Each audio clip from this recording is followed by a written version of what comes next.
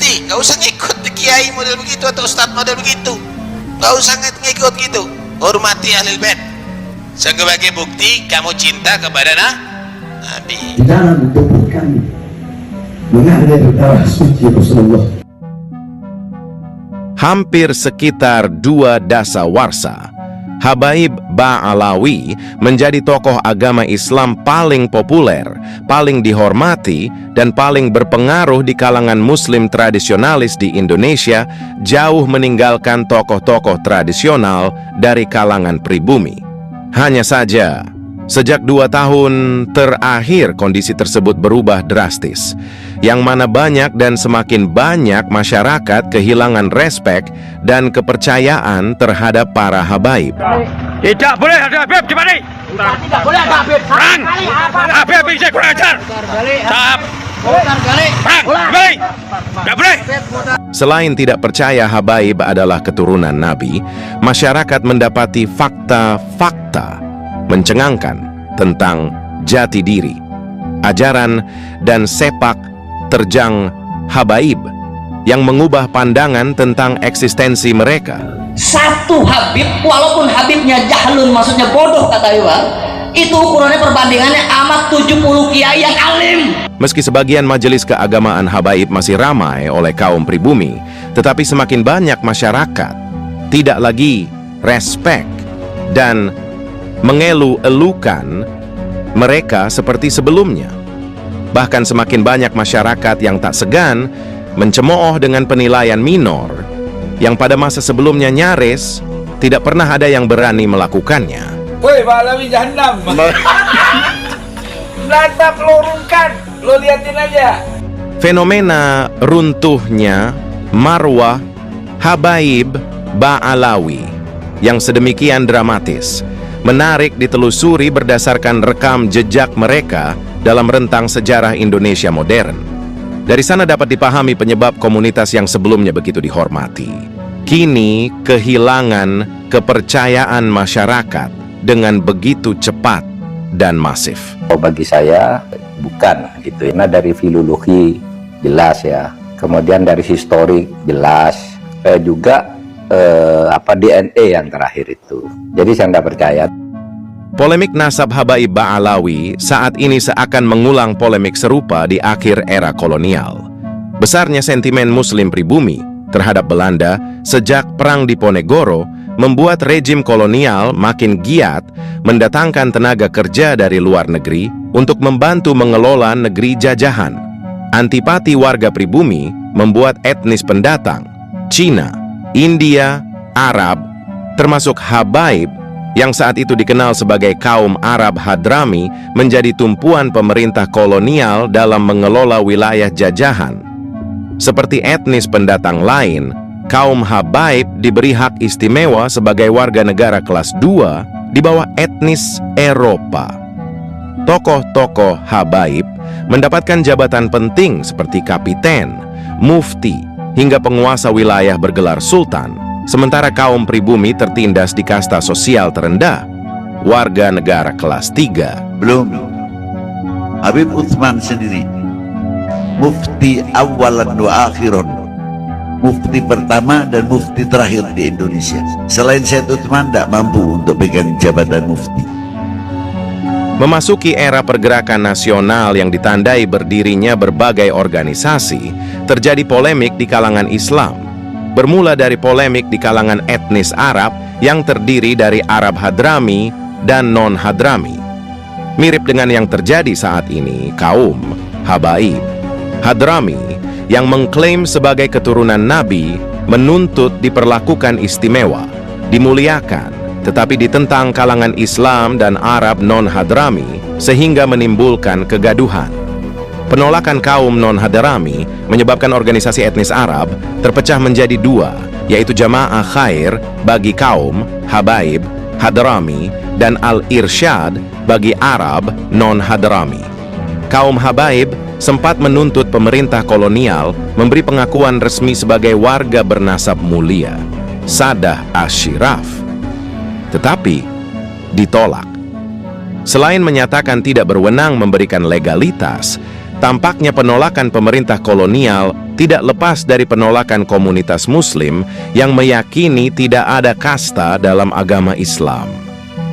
Dalam pernyataan tertulis, 25 tokoh Nahdlatul Ulama juga menegaskan bahwa keturunan Nabi bergelar Sayyid Sayyidah, Syarif Syarifah, tidak termasuk yang bergelar Habib. Di tengah menguatnya nasionalisme pasca kemerdekaan, pemerintah dan masyarakat Indonesia berkembang sikap antipati terhadap bangsa asing hingga etnis kolonial disapu bersih dari negeri ini. Pemerintah bahkan sempat berniat mengusir Habaib Hadrami yang terlalu berpihak pada Belanda, tetapi urung dilakukan. Atas pertimbangan agama, tokoh-tokoh pesantren Buntet Cirebon yang dimintai pertimbangan memilih membiarkan kaum Hadrami hidup di Indonesia. Berbeda dari kalangan modernis, para tokoh tradisionalis, terutama tokoh-tokoh NU, tetap menghormati mereka, meski tidak jelas kebenaran status Habaib sebagai keturunan Nabi. Apalagi sebagian Habaib dikenal sebagai tokoh yang dihormati kalangan tradisionalis, meski tidak menonjol kepakarannya dalam ilmu agama. Sikap hormat ini kemudian biasa dimanfaatkan oleh Habaib atau Syarifah untuk melakukan dawir, sebuah eksploitasi spiritual yang boleh dibilang pemalakan halus dengan memanfaatkan rasa hormat korbannya. Sakir, Kir, Habib Qasim Maulid sapi. Ente siap besok 100 juta. Selamat. Buat Nabi nih, jangan main-main loh. Habaib biasa mendatangi kediaman kiai atau orang berada untuk menjual obat-obatan, minyak wangi, alat-alat ibadah, batu akik, dan sejenisnya dengan harga fantastis. Tidak jarang dawir dilakukan dengan meminta materi secara cuma-cuma dalam rangka peringatan hari besar atau sumbangan yang mana tokoh-tokoh lokal umumnya kuatir kualat bila menolaknya. Sementara itu, masyarakat awam pada umumnya kurang mengenal Habaib sebagai ahli agama. Masyarakat umum lebih mengenal Habib sebagai tukang minyak atau tukang obat karena biasa berdagang minyak, obat, tasbih, dan berbagai perangkat ritual keagamaan. Di lingkungan masyarakat Muslim tradisionalis, situasi tersebut berlanjut sampai jauh setelah era kemerdekaan. Kesamaan sebagai Muslim membuat relasi kaum Habaib Ba'alawi dan masyarakat nyaris tidak diwarnai masalah berarti. Apalagi keluarga Habaib Ba'alawi yang menyebar ke berbagai daerah memiliki beragam profesi, mulai dari akademisi, pengusaha, artis, pesohor, hingga pejabat tinggi.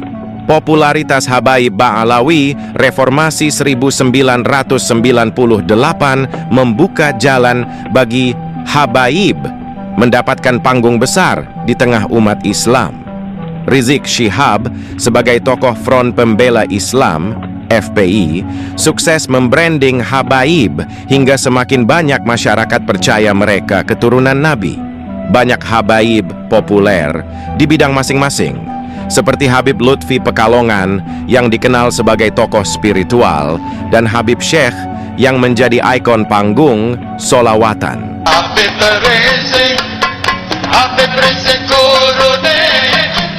Di berbagai daerah bermunculan banyak Habib yang menjadi tokoh di berbagai kelompok pengajian atau grup solawatan.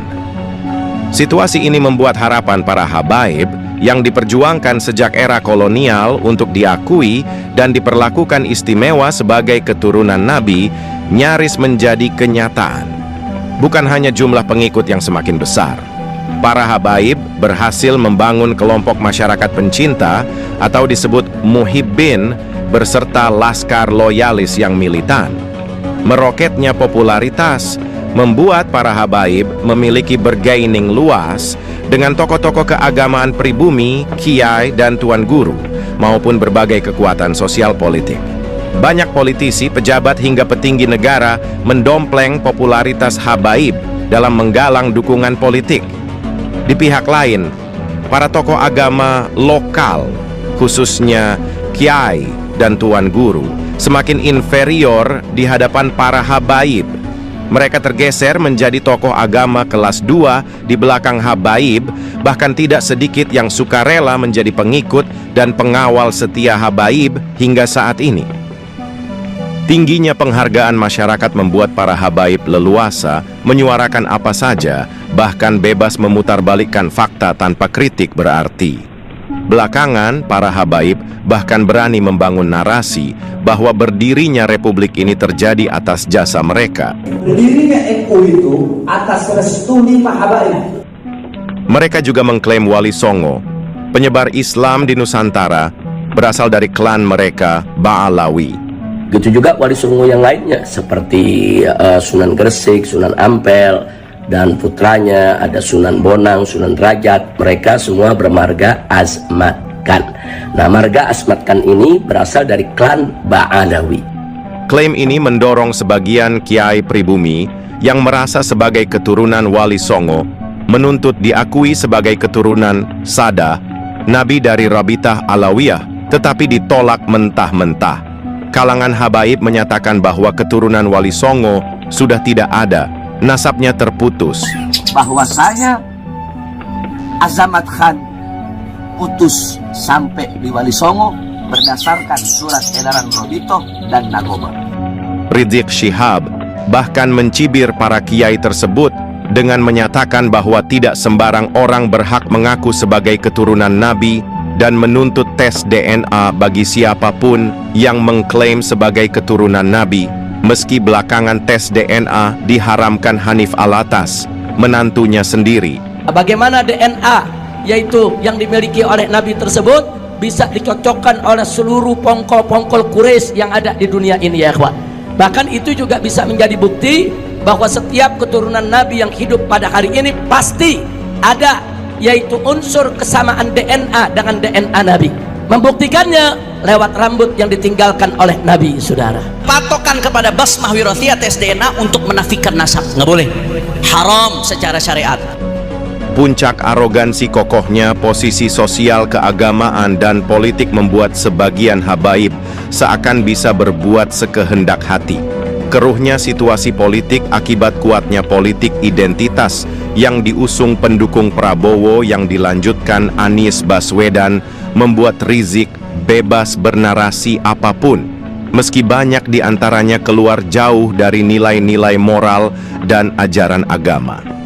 Presiden goblok, udah menteri agamanya saudara sesat, kurang ajar, korinya dajjal, istananya menjadi istana iblis. Lalu saya ajak turun ke pung istana, siap tidak? Siap tidak? Takbir.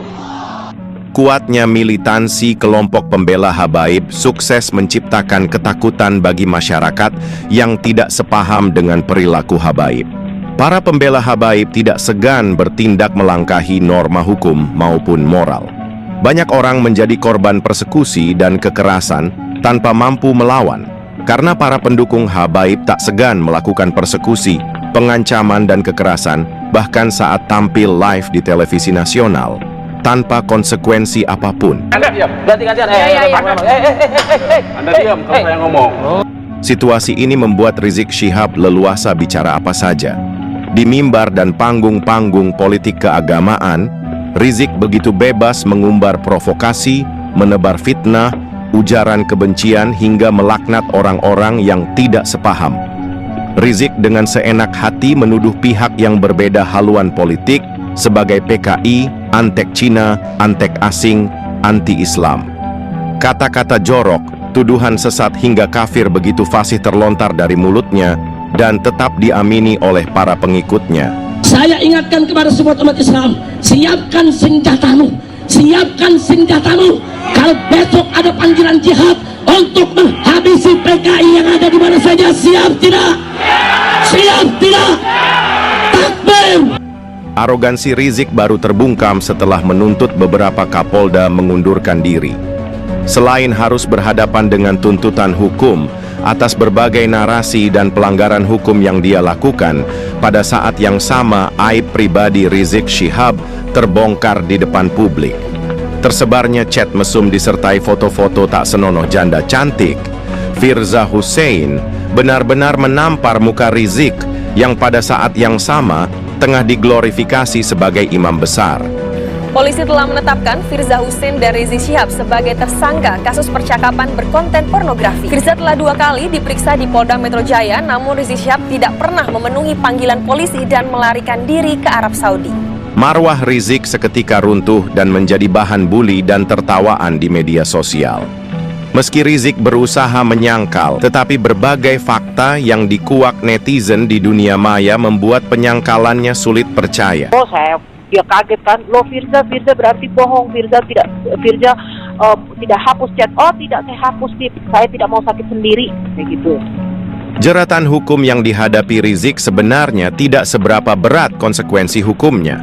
Apalagi ini bukan pertama kalinya dia berurusan dengan hukum. Masalahnya, terbongkarnya chat asusila tersebut membuat kasus hukumnya semakin rumit. Karena sudah pasti kasus asusila tersebut akan turut dikupas tuntas sebagai bagian dari proses hukum yang dia hadapi. Rizik benar-benar tidak mempunyai pilihan selain menghindari proses hukum dan kabur ke Tanah Suci. Kepergiannya membuat negeri ini beberapa saat relatif sepi dari narasi-narasi negatif. Apalagi di Saudi Arabia, Rizik sempat berhadapan dengan ancaman hukum karena urusan bendera terlarang dan izin tinggal sebelum kemudian diselamatkan oleh rejim yang selama ini dia tentang. Setelah tersingkirnya Rizik dari arena sosial politik, tanpa diduga muncul Bahar bin Sumaith yang tidak kalah kontroversial. Berbeda dari Rizik yang muncul sebagai tokoh gerakan anti maksiat, Bahar justru populer akibat kasus kekerasan terhadap anak. Bahkan aksi tersebut dipamerkan hingga viral di media sosial. Bahar menghadapi kasus hukum yang mengantarkannya ke penjara sambil menebar narasi yang seolah menempatkan dirinya sebagai korban pemerintah. Berbeda dari Bahar, Rizik masih menyamarkan gerakan agar masyarakat membela dirinya dengan istilah bela ulama dan tidak secara eksplisit memproklamirkan diri sebagai keturunan Nabi. Sebaliknya, Bahar justru secara congkak meneriakkan, "Di dalam tubuh kami mengalir darah Rasulullah." Dalam tubuh kami mengalir darah suci Rasulullah. Sikap pongah juga dipamerkan di pengadilan dan menuntut diperlakukan istimewa sebagai keturunan Nabi. Coba sebutkan Muhammad Rasulullah. Muhammad jaddad atau jaddi, Muhammad kakekmu atau kakekku. Kalau engkau mengakui Muhammad kakekku, kenapa engkau bisa berani menjadi saksi? Sekalipun Bahar tidak mampu menghindari jerat hukum, tetapi kasus itu justru membuatnya semakin populer di kalangan kelompok politik anti pemerintah. Dengan nada kasar, ceramah-ceramah Bahar mempertontonkan kepongahan, caci maki dan hinaan terhadap orang-orang yang tidak sepaham. Bahar bahkan tidak segan menghujat, menghina dan merendahkan kiai-kiai yang dihormati oleh kalangan muslim tradisionalis. Meski banyak masyarakat yang mulai muak dengan narasi dalam ceramahnya yang kasar dan asal bunyi, nyaris tidak ada pihak yang mengoreksi. Sebenarnya ada satu Habib sepuh yang menasihatinya secara terbuka dan mengingatkan konsekuensinya, tapi di luar itu banyak habaib, termasuk Ketua RA yang menarasikan sikap anti pemerintah dan menyerang pihak-pihak yang dinilai mendukung pemerintah. Begitulah ulama-ulama yang sogokan tuh, anjing. Dikasih sedikit ngelompat dia, wah dia merasa hebat. Kasih sedikit melihat, wah sudah, anjing piaraan tuh. Masih adanya anggapan bahwa habaib sebagai keturunan Nabi membuat tidak banyak masyarakat yang berani memberikan respons terbuka. Dan kalaupun ada, suara mereka relatif tidak bergema. Tidak berselang lama dari narasi-narasi yang kelewat tidak beradab Bahar bin Sumaith, secara mengejutkan Kiai Imaduddin Usman mempublikasikan hasil kajiannya yang menyatakan bahwa habaib Ba'alawi terbukti bukan keturunan Nabi. Kalau saya kesimpulannya itu sudah hakul yakin 100% bahwa para habaib yang ada di Indonesia ini bukan keturunan baginda Nabi besar Muhammad sallallahu alaihi wasallam. Rangkaian sanad nasab habaib hanyalah hasil rekayasa Ali Asy-Syakran yang ditulis pada abad 9 atau 10 Hijriah dan tidak ditunjang bukti dari kitab dan manuskrip yang berverifikasi. Pada mulanya tesis tersebut dipandang remeh oleh para habaib dan pimpinan NU. Ini bukan ilmiah, ini jangkrik ini. Ya? Ini kecil ini, bukan raksasa ini. Paham ya? Nah, nggak usah diladenin itu. Rupanya, tesis yang awalnya terlihat baru sebuah konsep prototipe tersebut mendapat dukungan luas, khususnya kalangan grassroots Nahdlatul Ulama. Tesis Kiai Imaduddin semakin mapan dan kokoh setelah mendapat dukungan data yang komprehensif dari berbagai sumber serta hasil kajian berbagai pihak. Klaim Habaib Ba'alawi sebagai keturunan Nabi sama sekali tidak dapat dipercaya setelah beberapa pihak melakukan kajian dengan beragam perspektif. Tinjauan sejarah dan filologi oleh Menachem Ali, ditambah data-data hasil tes DNA, serta berbagai informasi tentang eksistensi Ba'alawi, semakin memastikan bahwa Habaib Ba'alawi benar-benar bukan keturunan Nabi. Para habaib benar-benar terbungkam ketika dihadapkan pada data ilmiah. Ada yang bilang Habib, tapi ini penelitian ilmiah. Iya, ilmiah dari mana? Lu belajar di kandang kebo. Sampai saat ini tidak ada yang mampu membantah hasil kajian ilmiah Kiai Imaduddin dan para peneliti lain dengan data-data ilmiah yang dapat dipertanggungjawabkan. Hanif Alatas dan Rumail Abbas hanya mampu membangun framing tentang keabsahan nasab habaib tanpa bukti yang terverifikasi dan berupaya membangun narasi yang mendelegitimasi pihak-pihak yang menyuarakan kepalsuan nasab habaib.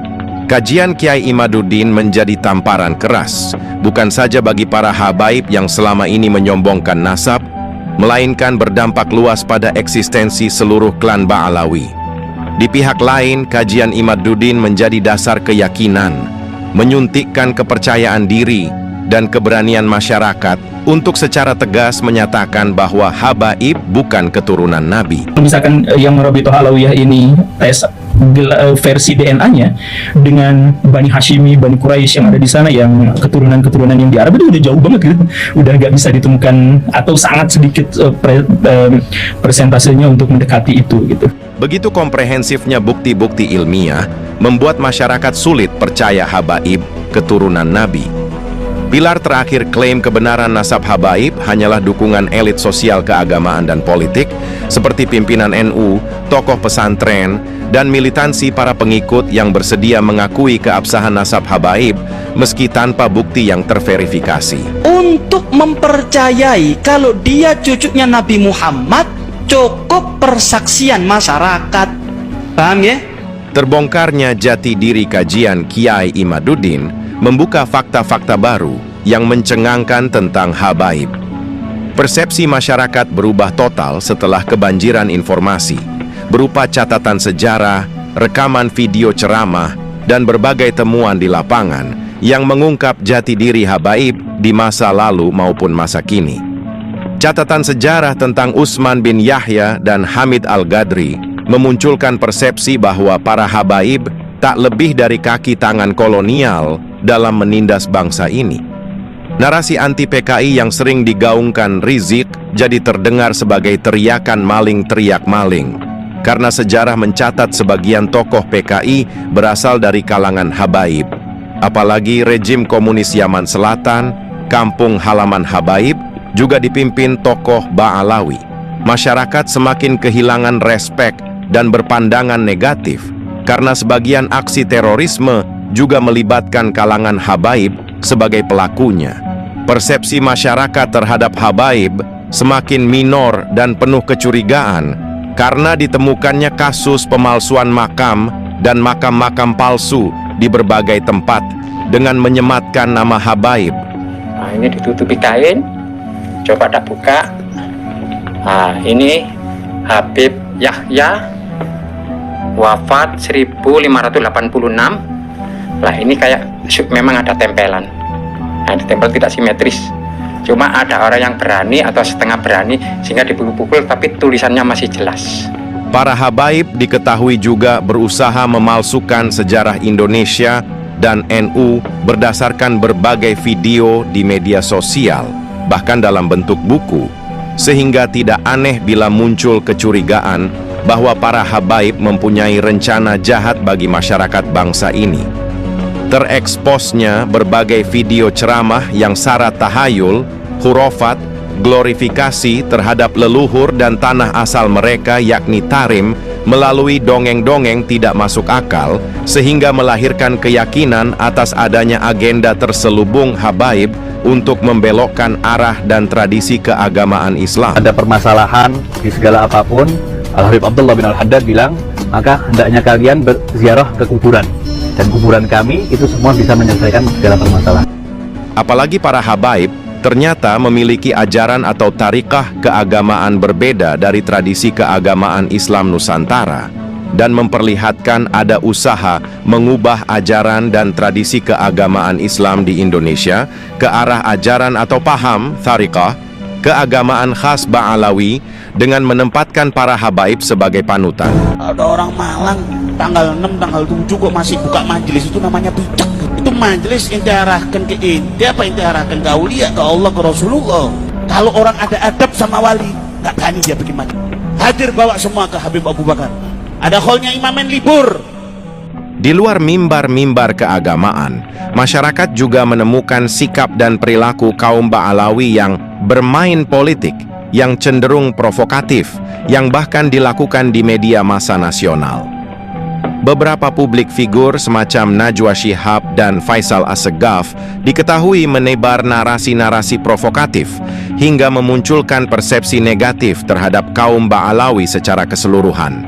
Tidak sedikit masyarakat meyakini bahwa mereka memiliki agenda jahat yang perlu diwaspadai bagi kelangsungan tradisi Islam Indonesia dan masa depan NKRI. Meski penampilan habaib berbeda-beda, masyarakat berkesimpulan bahwa mereka pada dasarnya satu komplotan dengan peran masing-masing dalam memuluskan agendanya di negeri ini. Tentu saja banyak masyarakat yang masih percaya pada habaib, tetapi semakin banyak yang kini kehilangan rasa hormat, menjauh, memandang miring, bahkan membangun perlawanan terhadap komunitas yang dulu dipandang penuh hormat.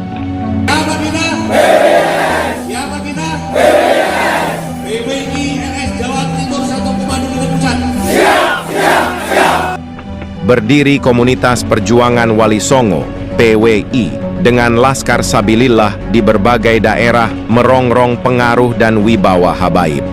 Mengulik nasab dan membongkar citra buruk habaib Ba'alawi, bahkan dipandang sebagai perjuangan menjaga kemuliaan Nabi dan meluruskan ajaran Islam. Runtuhnya marwah habaib yang begitu dramatis merupakan konsekuensi yang harus dibayar akibat keterlibatan mereka dalam aksi dukung-mendukung politik praktis hingga lupa diri dan melampaui batasan etika. Wahai Anies Baswedan, wahai Muhaimin Iskandar, saya Bahri bin Smith, saya tetap akan keliling Indonesia. Untuk apa? Untuk memenangkan kalian berdua. Doktrin atau tarikah habaib yang konon mengajarkan bahwa habaib pasti ahli surga dan pemberi syafaat meski pelaku dosa, sepertinya membenarkan mereka melampaui batasan moral bahkan ajaran agama. Walaupun kamu merasa hina, kamu merasa gak ridho, kamu gak rela, itulah kami keluarga Nabi SAW bisa memberikan syafaat karena kami adalah keluarga Rasulullah SAW. Padahal rendahnya moral itulah yang membuat manusia kehilangan marwahnya. Kepongahan yang membabi buta telah memancing perlawanan tak terduga dan mematikan. Masalah polemik nasab ternyata telah selesai, yaitu dengan bahwa berdasarkan sejarah nasab, berdasarkan tes DNA, berdasarkan ilmu filologi, bahwa kaum Ba'alawi saudara kita tidak terbukti sebagai keturunan Nabi SAW. Tanpa perlu kekerasan, marwah habaib runtuh setelah berbagai kajian ilmiah menguliti habis-habisan jati diri mereka, hingga semua kepalsuan dan kebusukan yang terkuak membuat masyarakat sampai pada kesimpulan bahwa habaib bukan zuriyah Nabi, bukan orang suci, bukan pula pahlawan dan tidak harus dimuliakan. Rasa percaya dan rasa hormat terhadap mereka telah runtuh dan hampir mustahil dipulihkan